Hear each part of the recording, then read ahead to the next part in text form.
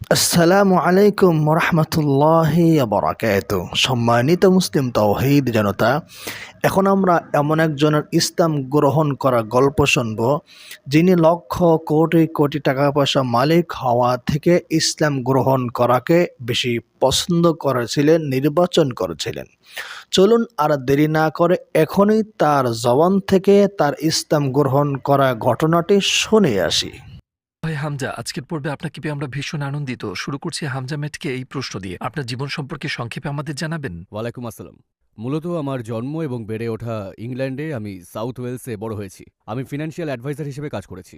আমি ইসলাম গ্রহণ করি ২০০১-এর অক্টোবরে, 9/11-এর ঠিক ৩ সপ্তাহ পরে। এবং আমি বলব সেখান থেকে আমার হিজরাত ঘটে লন্ডনে, যেখানে আমার ইসলামের পথে যাত্রা শুরু। আজকের দিনে আমি একজন দায়ী, মাশাআল্লাহ। স্পিকার্স কর্নারে আমি প্রায়শই বক্তব্য রাখি। আমার নিজস্ব একটা ইউটিউব চ্যানেল আছে, হামজাস ডেন, এবং পাশাপাশি আমার একটা স্কার্ফের বিজনেস আছে। প্রথমবার ইসলাম সম্পর্কে জানার সুযোগ কিভাবে হলো আপনার? আমার মা একবার স্বপ্নে দেখলেন আমি ভীষণ বিপদে পড়েছি। আমার ছোটবেলাতেই মা-বাবা আলাদা হয়ে গিয়েছিলেন। মা ম্যানচেস্টারে ছিলেন আর আমি ছিলাম সাউথ ওয়েলসে। তিনি নিজ উদ্যোগে সাউথ ওয়েলসে আসলেন আমাদের সাথে দেখা করতে, আমি আর আমার ভাই আমরা কোনো সমস্যায় পড়েছি কিনা দেখতে। তিনি জানতেন না আমি কোথায় থাকি। আমার ব্যাপারে কিছুই তার জানা ছিল না। তিনি শুধু আমার শহরের নাম জানতেন, যার নাম ছিল কমরান। তো তিনি শহরে এলেন কমরানে। এক কিশোরের সাথে তার দেখা হলো। তার সাথেই তার প্রথম দেখা, খুবই অল্প বয়স্ক। তিনি ভাবলেন আমি লোকজনকে জিজ্ঞেস করে দেখব এরা তাকে চেনে কিনা, যেন আমি খুব বিখ্যাত কেউ যাকে শহরের সবাই চেনে। মা একজন কিশোরকে দেখা মাত্র তাকে জিজ্ঞেস করলেন, এক্সকিউজ মি, আপনি কি ড্যারেন এবং ওয়েন ম্যাটকে চেনেন? আর সে বলল, আমি মাত্রই তাদের কাছ থেকে এলাম। মা বলল, কি? তিনি বলে উঠলেন, সত্যি? সে বলল, হ্যাঁ, আমি ওদের সাথেই ছিলাম। ভাবুন, মা সবেমাত্র শহরে এসেছেন আর প্রথম যাকে জিজ্ঞেস করলো সে ৫ মিনিট আগে আমাদের সাথে ছিল। সুবহানাল্লাহ। সেই কিশোরটা আমার সাথেই ছিল, কারণ আমরা একটা কম্পিউটারের দোকানে ছিলাম। আমরা সবসময় দোকানের মালিকদের জন্য দুপুরের খাবার নিয়ে যেতাম, যাতে আমরা নিত্য নতুন গেমসগুলো খেলতে পারি, কারণ গেমের প্রতি একটা ঝোঁক ছিল। তো মা তাকে আমাদের কাছে পাঠালেন। আমার আর আমার ভাইয়ের মনে ভীষণ কৌতূহল কাজ করছিল, আমার মা ওয়েলসে কি করছেন। বছরের পর বছর দেখা হয়নি। যখন দেখা হলো জিজ্ঞেস করলো কোনো সমস্যায় পড়েছে কিনা। তো আমরা বললাম না। তিনি বললেন, আমি একটা স্বপ্ন দেখেছি যে তোমরা ঝামেলায় পড়েছো। আমরা ম্যাকডোনাল্ডসে বসে কথা বলছিলাম। আর এটা হলো ম্যাকডোনাল্ডস। এবং ও, তাহলে তোমরা কোনো ঝামেলায় পড়োনি? আমি বললাম, না, আমরা ঝামেলায় পড়িনি। এর পর মা বললেন, ঠিক আছে। মা ফোন নাম্বার দিলেন, পকেটে রাখলাম। আর এর ঠিক ২ সপ্তাহ পরে একটা ঝামেলায় পড়লাম। সত্যি বলতে আমি খানিকটা বকে গিয়েছিলাম। খানিকটা চুরির অভ্যাস তৈরি হয়েছিল। আমি সেইন্সবারি যেতাম এবং চুরি করতাম। আমার একটা নিয়ম ছিল, যদি চুরি করে ধরা না পড়ো তাহলে সেম দোকানে আবার ফিরে যেও না। কেন? কারণ প্রথমবার হয়তো তাদের সন্দেহ হবে, কিন্তু তারা ঠিক নিশ্চিত হতে পারবে না। কিন্তু তুমি যদি আবার যাও, তাদের সন্দেহ পাকাপাকি হয়ে যাবে, ও সে আবার এসেছে। এইবার তার উপরে একটু ভালো করে নজর রাখতে হবে। এবার ক্যামেরাগুলো ঠিক তার উপরেই থাকবে একদম। সেদিন আমি এই নিয়মটা ভেঙে ফেলি, আমি জানি না কেন। আমি বেরিয়ে এলাম, যেটা চাইছিলাম সেটা পেয়ে গেছি। একটা জেলের কৌটো যেটা চুলে লাগাতে পারবো, আর একটা ব্রাশ, ঠিক আছে। ফেরত যাবার দরকারই ছিল না, আমার টাকা দরকার ছিল না, কোনো কিছুই না। কিন্তু কোনো এক অজানা কারণে আমি ফিরে গেলাম।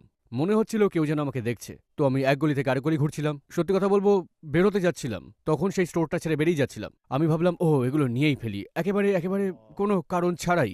আমরা বিশাল চকলেট বারগুলোর পাশ দিয়ে যাচ্ছিলাম, কিছু তো অন্তত নেওয়া যাক, অন্তত এই যাত্রা বিফল যাবে না। তো আমি বিশাল চকলেট বারগুলোর কয়েকটা তুলে পকেটে ঢুকিয়ে বেরিয়ে গেলাম। আর তখন আমার পেছনে দ্রুত পায়ের শব্দ শুনতে পেলাম।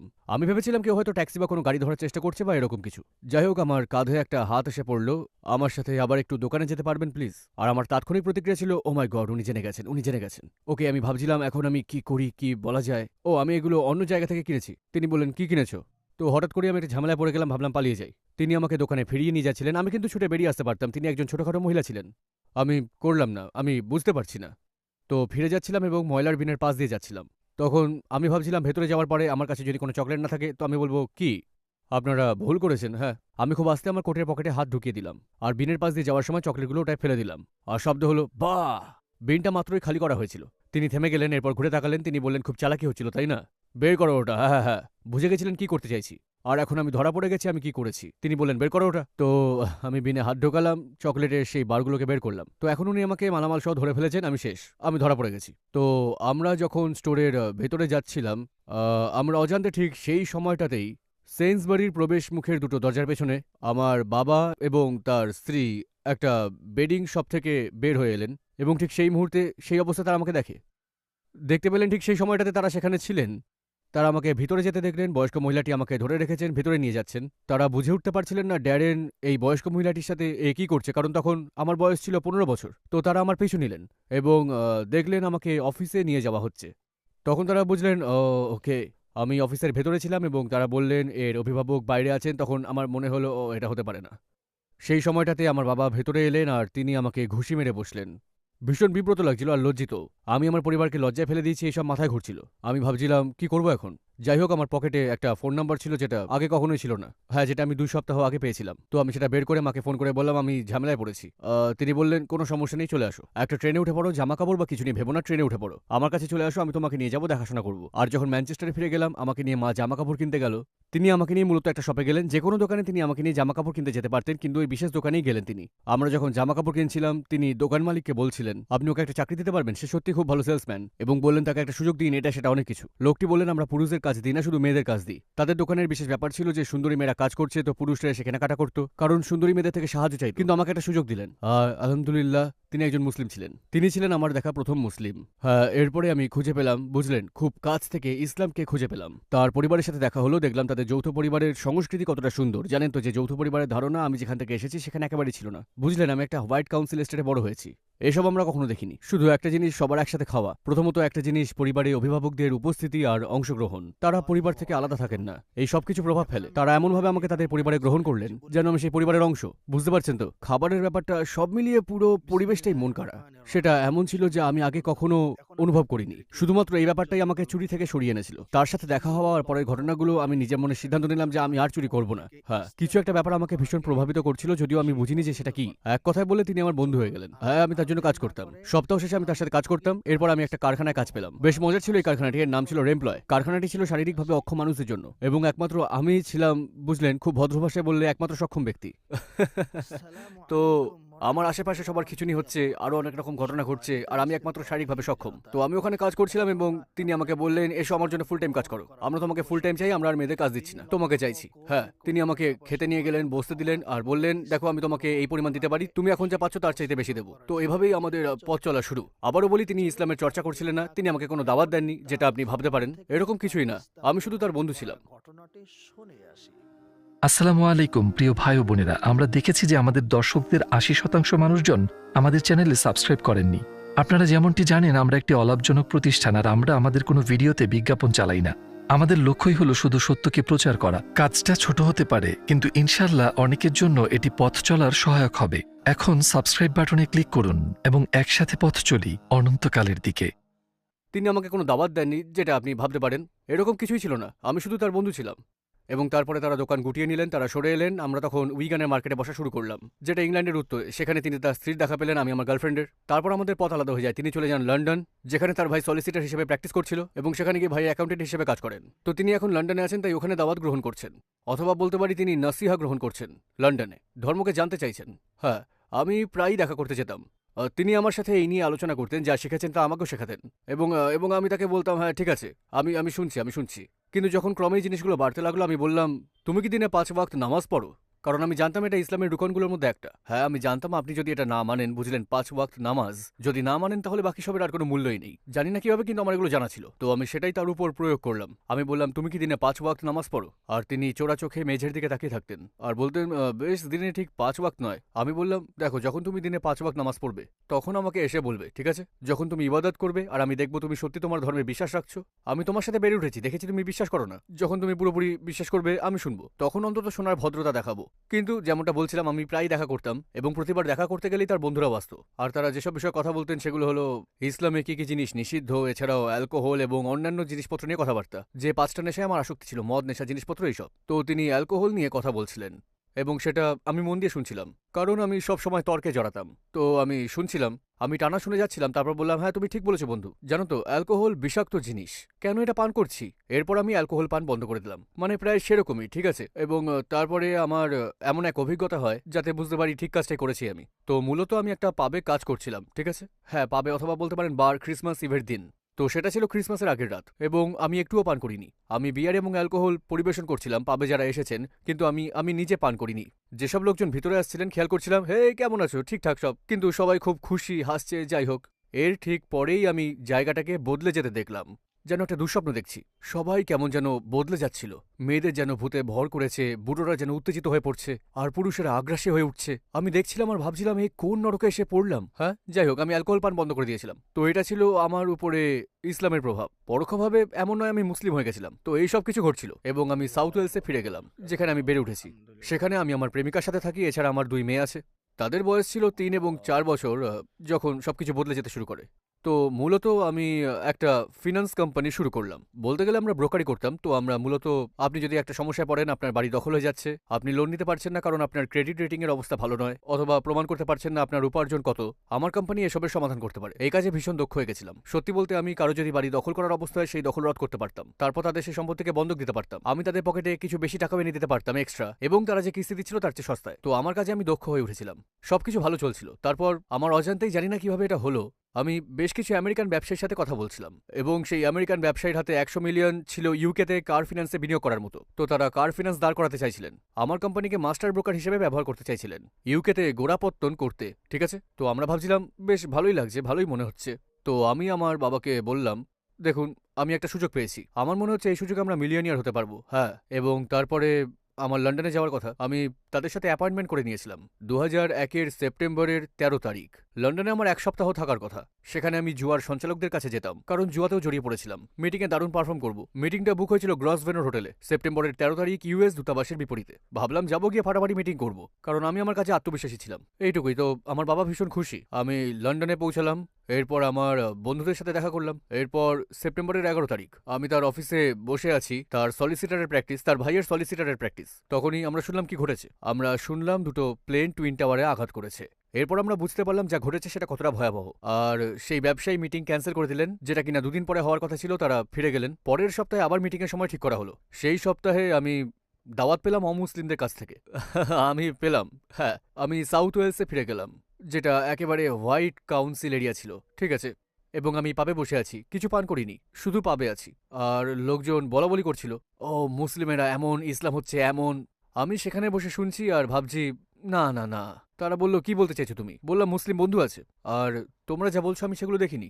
আমার কখনো মনে হয়নি তারা কাউকে সেভাবে ঘৃণা করে। তাদের ভেতর সবসময় ভালো জিনিসই দেখেছি। এরপর তারা বলল, আচ্ছা বেশ, তুমি কি মুসলিম ছিলে? বললাম, জানো তো মুসলিম নই আমি। তাহলে হয়ে যাচ্ছ কেন? আমি জানি না কেন কেন এখনো মুসলিম হইনি, যেখানে বিশ্বাস করি যে এটা সত্যি। কারণ ইউসুফ কারাদাওয়ির একটা বই পড়ছিলাম, দ্য হালাল হারাম, the lawful and prohibited in Islam. এটা এমন একটা সময় ছিল যখন আমি অনুভব করলাম ইসলাম কতটা প্র্যাকটিক্যাল।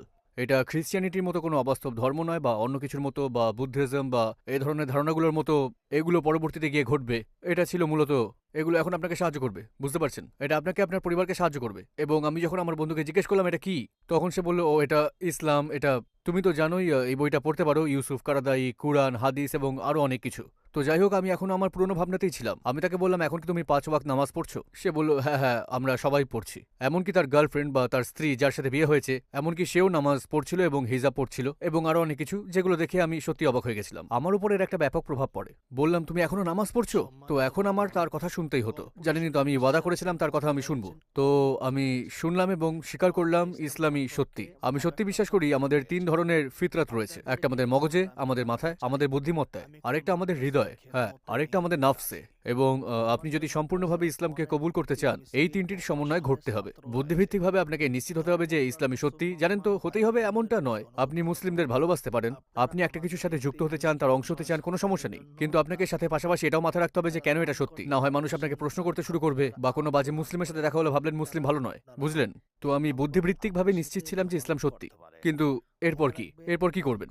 তো সেই মিটিং সপ্তাহব্যাপী নির্ধারিত ছিল। সেটা প্রথম সপ্তাহের কথা। তারপরের সপ্তাহে আমি লন্ডনে ফিরে গেলাম এবং সে আমেরিকান ব্যবসায়ীর সাথে দেখা করলাম, এবং আমি হোটেলে বসেছিলাম। সেই দুজন আমার সাথে এলোমেলো কথাবার্তা বলছিল। আমি সেখানে বসে ভাবছিলাম, আমি যদি মুসলিম হই, এসবের কোনো মানে থাকবে না। আমি এই ব্যবসা করতে পারবো না, তখন আমি এটা করতে পারবো না। ফাইন্যান্স? ইয়েস, কার ফিন্যান্স। হ্যাঁ, তো ভাবছিলাম এটা আমি করতে পারবো না, আমার অন্য ব্যবসাগুলোও চালাতে পারবো না। এই বিজনেস শুরু করার কথা ভুলেই যাও। তো আমি একরকম ডিলটা ভেঙেই দিলাম। ভাবছিলাম, হ্যাঁ ঠিক আছে বন্ধু, ঠিক আছে। তো আমি সাউথ ওয়েলসে ফিরে গেলাম। আমার বাবা প্রশ্ন করলেন, কি হয়েছে? আমি বললাম, কিছু না। তিনি বললেন, কেন? আমি বললাম, মনে হয় মুসলিম হতে যাচ্ছি। হ্যাঁ, কিন্তু আমার মন বলছিল, না, মনটা এখনো রেডি না। আরও কিছু জিনিস ছাড়তে পারছিলাম না, এটাই ছিল আসল ব্যাপার।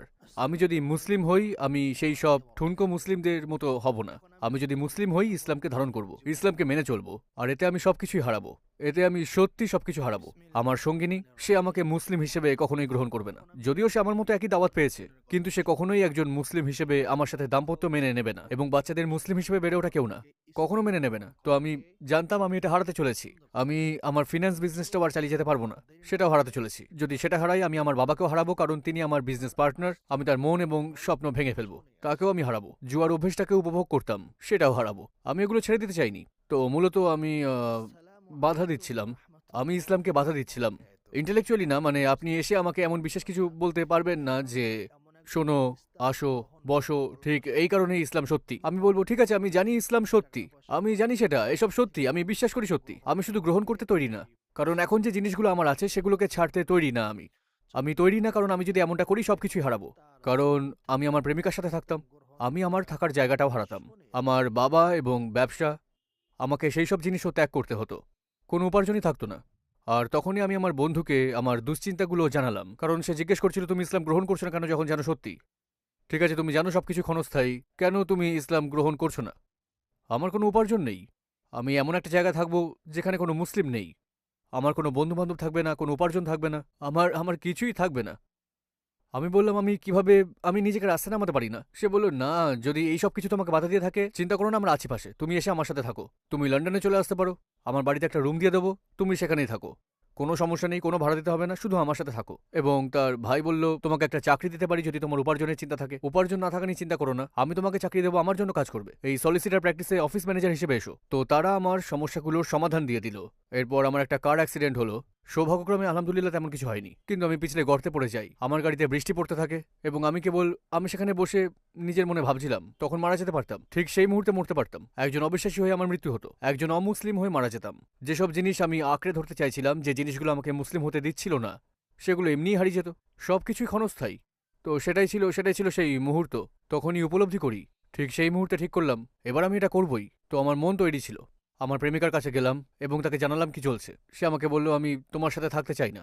হ্যাঁ, আমি জানি না, তুমি মুসলিম হলে আমি থাকতে চাই না, আমি আমার মেয়েদেরকে মুসলিম হিসেবে বড় করব না। সে আমার মেয়েদেরকে নিয়ে উইগানে ফিরে গেল।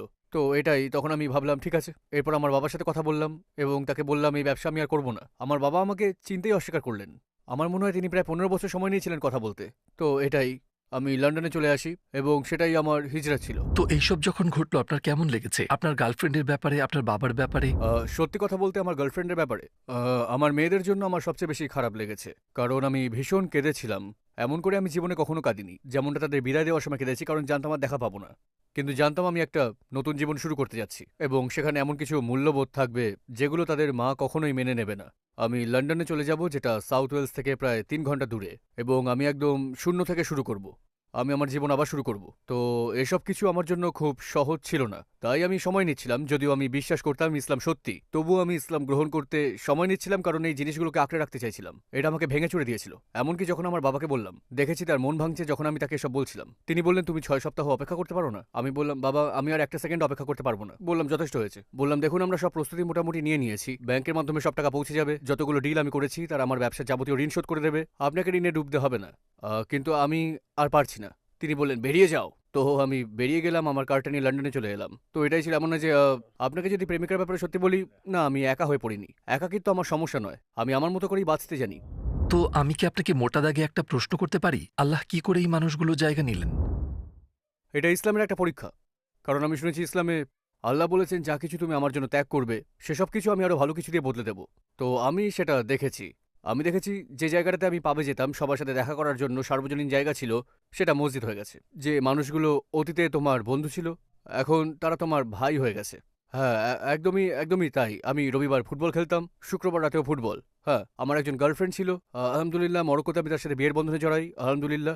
তো আমার প্রেমিকা আমার স্ত্রী হয়ে যান, আমি আবারও 2টো কন্যা সন্তান পাই, মাশাল্লাহ। তো যেসব কিছু আমাকে ছাড়তে হয়েছিল সেগুলোর বদলে আমি আরো ভালো কিছু পাই, সবকিছুই ঠিক হয়ে গেছিল আলহামদুলিল্লাহ। এমনকি ব্যবসা, আমার ব্যবসাও, সেখান থেকে আমি এখন যেখানে আছি অন্যরকম লেভেলে। কারণ যেমনটা বললাম, আমি যদি এখনো সেই ব্যবসা চালিয়ে যেতাম আমি ধ্বংস হয়ে যেতে পারতাম। 2008-এর দিকে যখন সেই বিশাল মন্দা চলছিল, যখন সমস্ত সাবপ্রাইম লেন্ডার চলে গিয়েছিল, আমি সেখানে ফেসে যেতে পারতাম। বুঝতে পারছেন তো? তো আলহামদুলিল্লাহ। তো সালাতের ব্যাপারটা কেমন ছিল? রোজার ব্যাপারটা কেমন ছিল? কিভাবে আপনি বেশ, তো সালাত ইবাদত আমি একদিনে শিখে নিয়েছিলাম। আলহামদুলিল্লাহ, আমি শিখে গিয়েছিলাম সূরা আল ফাতিহা। আমি একে ভেঙে নিয়েছিলাম।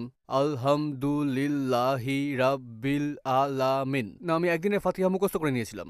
তো এরপর আমি 4 কুল শিখলাম, আর তারপর তো তো এটাই। রোজা রাখা ছিল ভীষণ অপার্থিব একটা অভিজ্ঞতা। তো আবারও আমি যে জায়গাটা থেকে এসেছি তা একবার চিন্তা করুন, ঠিক আছে? আমি পাবে যেতাম এবং রবিবার দিন আমি ফুটবল খেলতাম, এবং পুরো রুটিনটা ছিল আমি গিয়ে ফুটবল খেলছি, আসার পরে পাবে বসছি, ট্রে ভর্তি স্যান্ডউইচ চলে এলো, এবং সব ছেলেরা তখন বসে স্যান্ডউইচ খাচ্ছে এবং ফুটবল দেখছে। মূলত এটাই ছিল আমার রুটিন।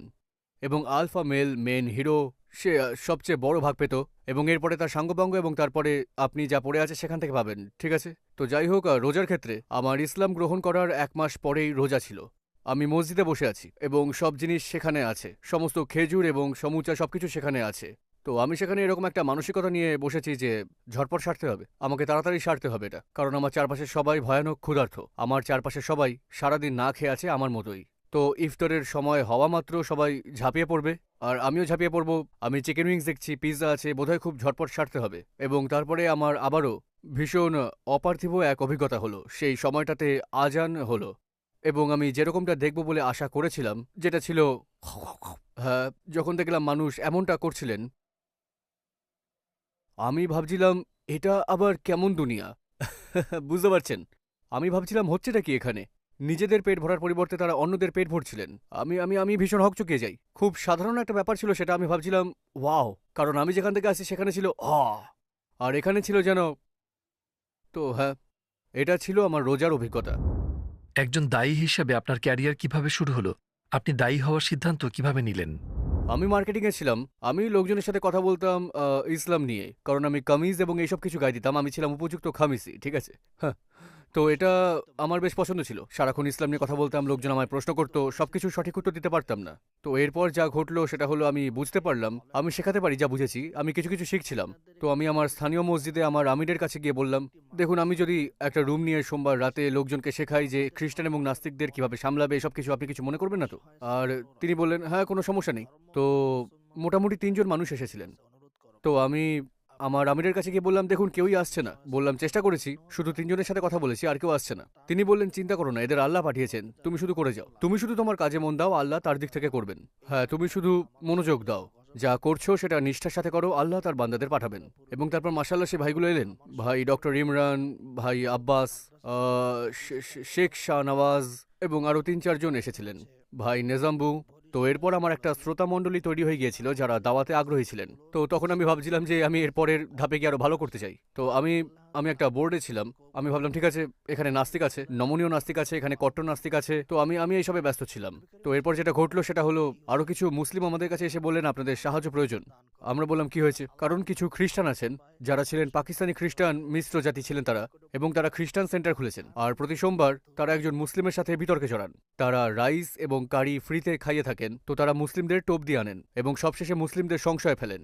আমাদের এমন মানুষ দরকার যে তাদের হারাতে পারবে। তো শেখ শাহনওয়াজ, যিনি আমার বক্তব্য শুনতে আসতেন, তিনি বেশ আলেম ছিলেন। তো তিনি গিয়ে ওই বিতর্ক করতেন এবং আমরা তাকে সমর্থন যোগাতাম। বক্তব্য শেষে প্রশ্নোত্তরে তাকে সাহায্য করতাম। এইসব বেশ খানিকটা সময় এভাবে চালাচ্ছিলাম। তারপর আমরা ইএফ দাওয়া প্রতিষ্ঠা করি, সেখান থেকেই এর উৎপত্তি। তো এরপর কি আমরা সিদ্ধান্ত নিই স্পিকার্স কর্নার নিয়ে এগোনোর। স্পিকার্স কর্নারে আপনার সবচেয়ে আবেগঘন মুহূর্ত কোনটি ছিল? আমি ভয়ানক রেগে গিয়েছিলাম এবং একজনকে প্রায় ঘুষি দিতে বসেছিলাম। তো মূলত আমি এক খ্রিস্টান মহিলাকে তর্কে হারাচ্ছিলাম। সেই লোক তার প্রতি আকৃষ্ট ছিলেন। তিনি সেই মহিলাকে শেখানোর চেষ্টা করছিলেন।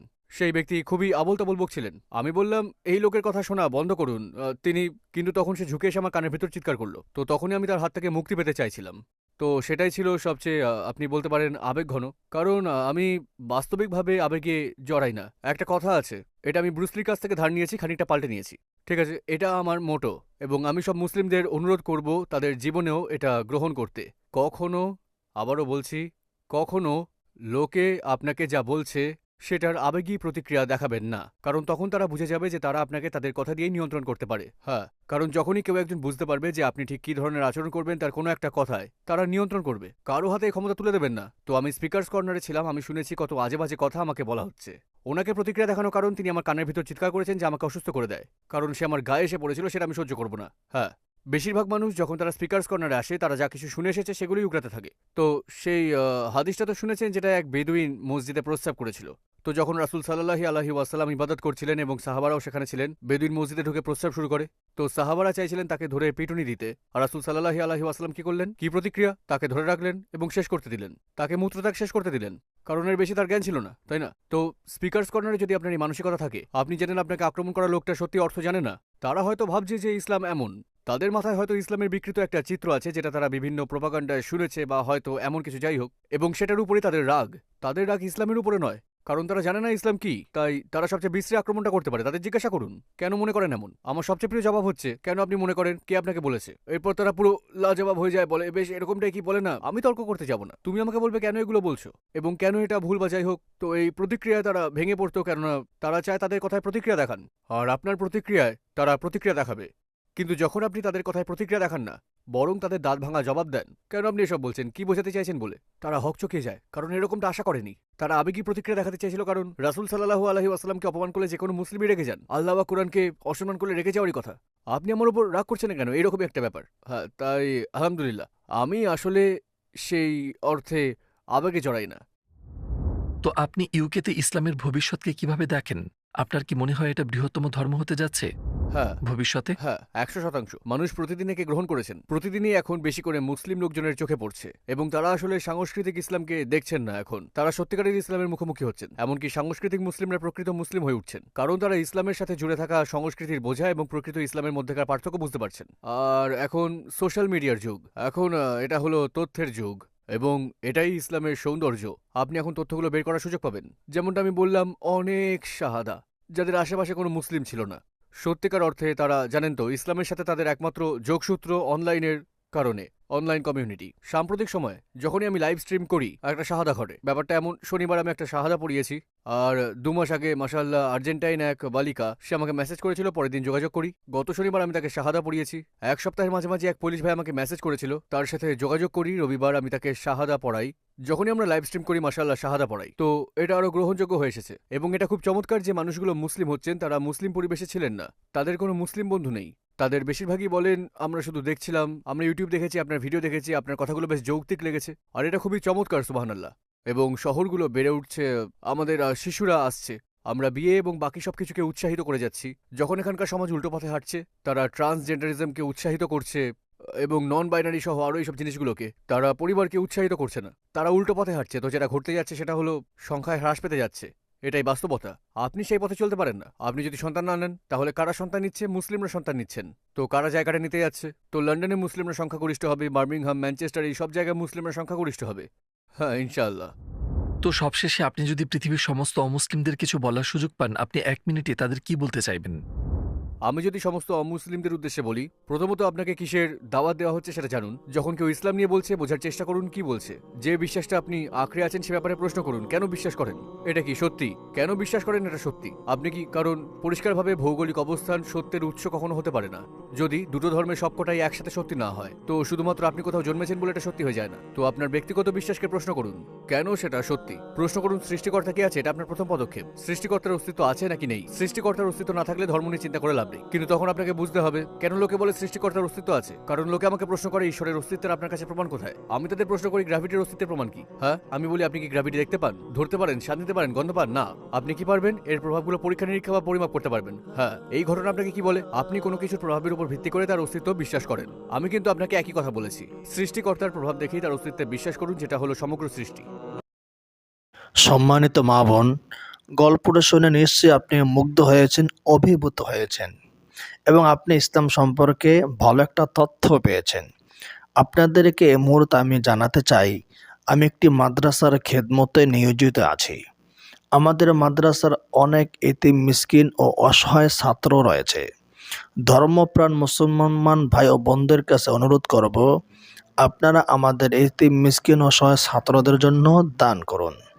যারা দান করতে ভালোবাসেন, দান করতে যারা আনন্দ লাভ করেন, তারা আপনারা এই নাম্বারে আমার সাথে যোগাযোগ করতে পারেন।